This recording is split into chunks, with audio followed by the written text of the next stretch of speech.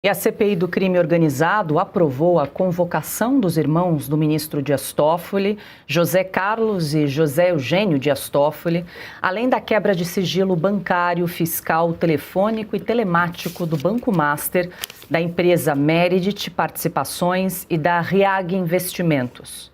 Os senadores que compõem o colegiado também aprovaram as convocações do banqueiro Daniel Vorcaro, de Roberto Campos Neto, que foi presidente do Banco Central, e de Paulo Guedes, ministro da Economia do governo de Jair Bolsonaro.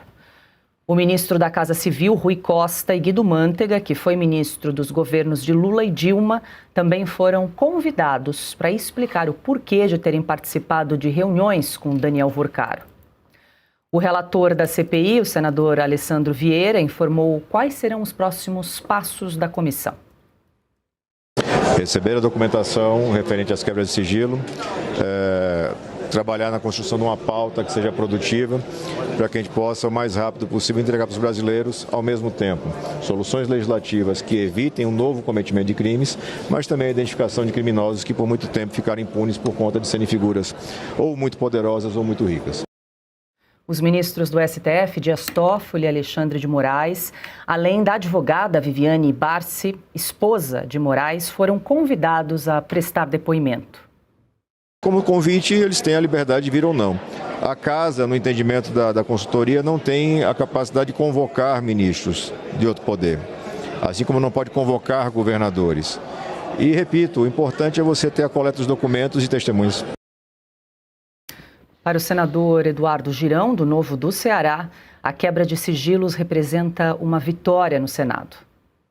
Pela primeira vez na história de 200 anos do Senado Federal, nós conseguimos aí, ao mesmo tempo, quebrar sigilo de dono de banco, de parentes e empresas ligadas a ministro do Supremo Tribunal Federal, né? E a gente conseguiu aí algo inimaginável para poder apurar a investigação do escândalo do Banco Master, já que o presidente da casa, o Davi Alcolumbre, ainda não abriu a CPI exclusiva que merece, própria da maior fraude do sistema financeiro.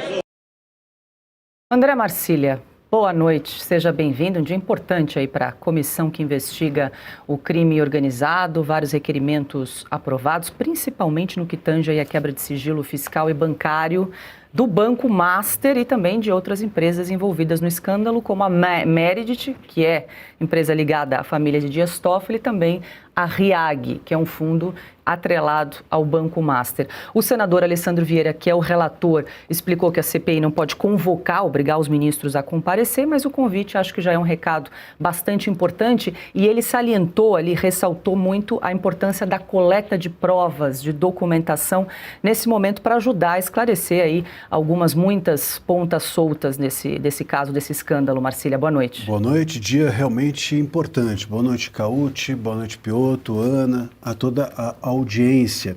Veja só, essa convocação, né, esse convite feito a essas autoridades, então, Moraes, a própria esposa deles, os irmãos do Toffoli, etc., que sócios são, né, da Meredith ou Maredith, enfim.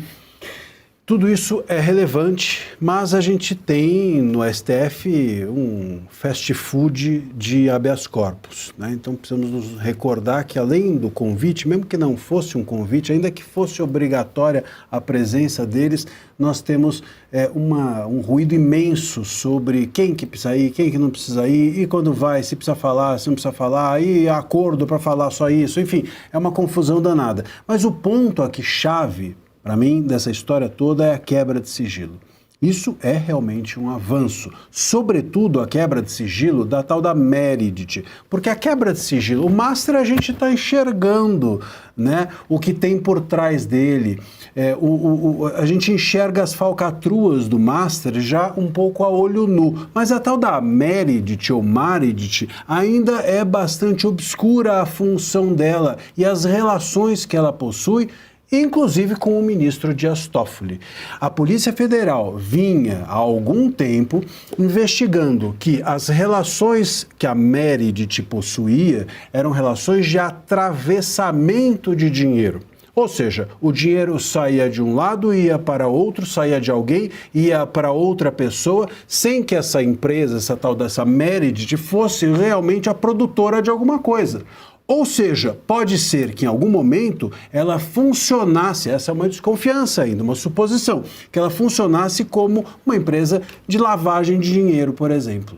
E inclusive foi por isso que a Polícia Federal começou a insinuar, já que o ministro Dias Toffoli assumiu, confessou ser ou ter sido sócio da tal da Meredith, foi por conta disso que a Polícia Federal começou a insinuar a possibilidade de que o ministro estivesse inclusive envolvido em corrupção passiva, que, trocando em miúdo, significa suborno, propina. Ou seja, a tal da Meredith pode ter servido para que um dinheiro ilícito saísse de um e fosse para outro, e esse outro pode ser o ministro Toffoli ou, quem sabe, até algum outro ministro mais.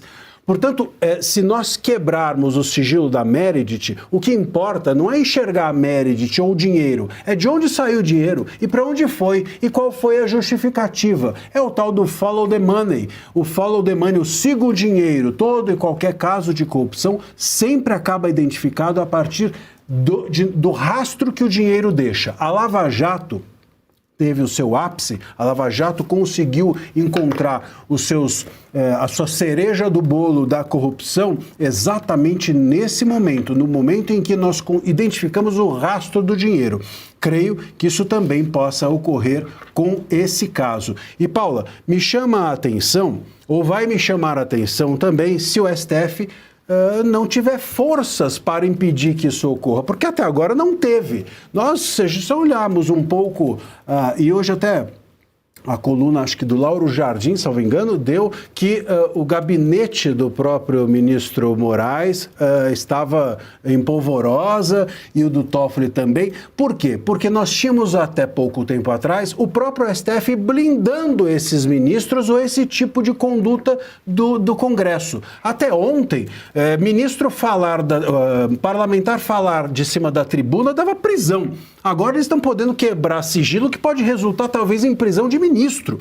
Então, esse jogo nos leva a crer, e esse é o bastidor que o Lauro Jardim insinua, pode ser que nós tenhamos ministros de dentro do STF, se não estimulando o Congresso, mas pelo menos permitindo que o Congresso faça o que ele sempre deveria ter feito, que é o seu trabalho.